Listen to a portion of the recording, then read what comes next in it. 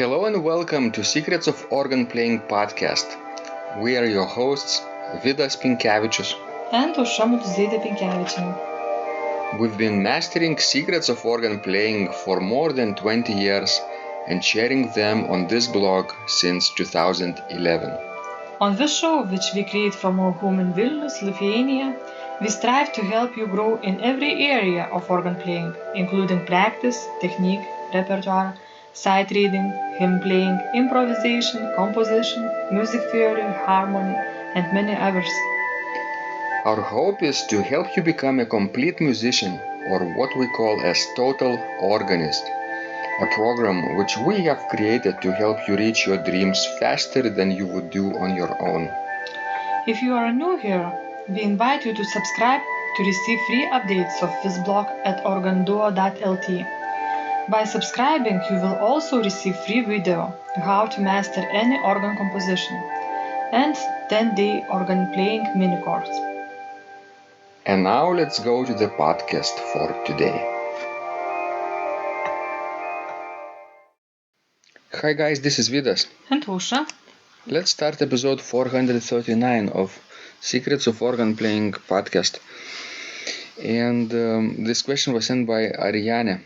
And she writes, more improvisation and some theory on counterpoint and how canons are constructed. A lot rings a bell now, especially the stuff on consonant, intervals and countermovement. She answered this question in response of my asking her what is she currently working on. Okay. So she's working on improvisation and theory, counterpoint, canons. And she says that a lot of that is familiar to her now. Do you think it's important for everybody to know the polyphonic techniques that composers use? Depends on the goals, of course. If you want to understand the music of great composers, it's impossible to understand it without getting a good grasp of counterpoint and polyphony. Do you think it's important to know it in depth or not, just to be familiar with it? Well, again, if your goal is just to play the music of other people and understand it to some degree, then what you might do is create some counterpoints and analyze their music from the scores, but not too much, probably concentrating on the performance itself. But if you want to start writing music or improvising music, I think these techniques are indispensable to know and internalize them. Well, what collection would be, a good way to start to analyze in order to learn all these things? You mean canons? I mean all polyphonic techniques, because canon is only one of them. I always recommend people start where they are, what they are playing, and look for techniques in their own pieces. If they're playing a piece by Frank, for example, they might find a canon or two very easily, because Frank used canons all the time. If they're playing other composers, let's say they're playing some Baroque music, obviously polyphonic techniques are even more important there. Mm-hmm.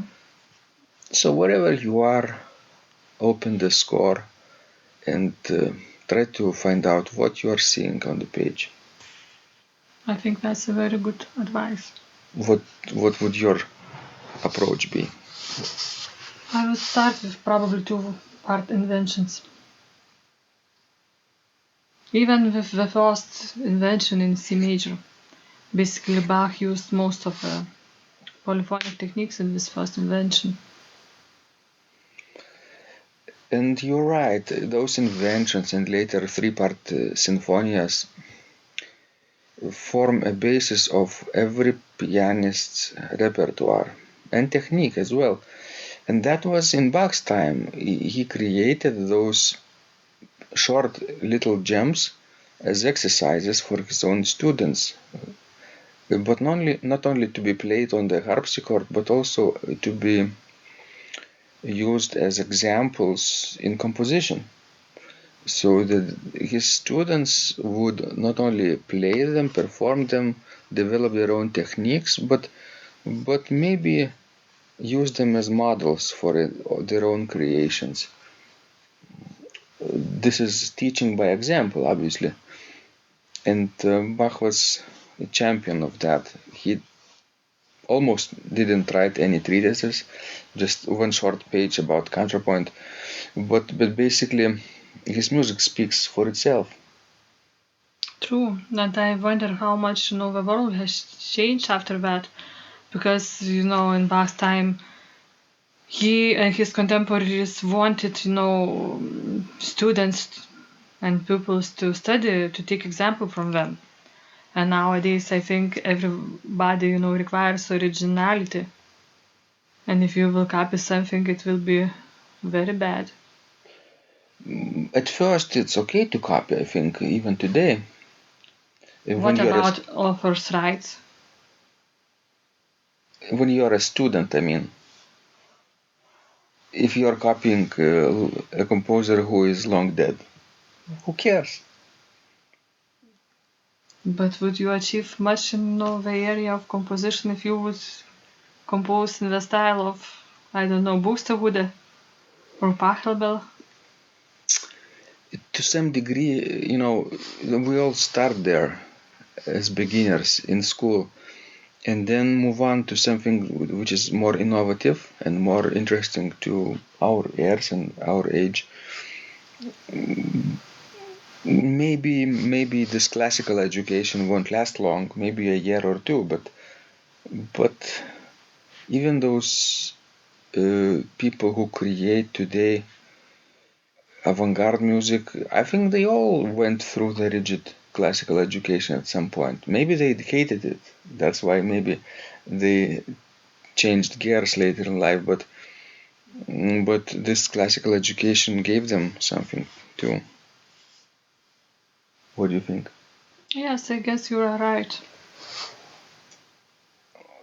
Obviously, at the same time, when you're studying and playing Bach, if you are really inclined on originality, you would do well on sight reading music by modern composers, at least 20th century composers, or even living composers, even better, and see what other people are doing today. And this way you would discover things that they are not doing, maybe, and you will get more ideas by synthesizing their own ideas. Yes, but don't you feel sometimes that it's so hard to create something really new because so many ideas were already expressed by somebody else? I think somebody wiser than me said, whoever wants to be original will never be original.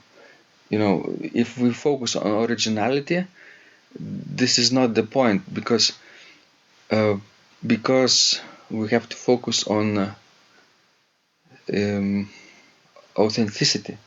It doesn't have to be new. It has to be yours, this music. And even if you create something really old-fashioned, chances are that nobody else has created this, because music has so many thousands and millions and billions and trillions of combinations that obviously it's impossible to exploit all that.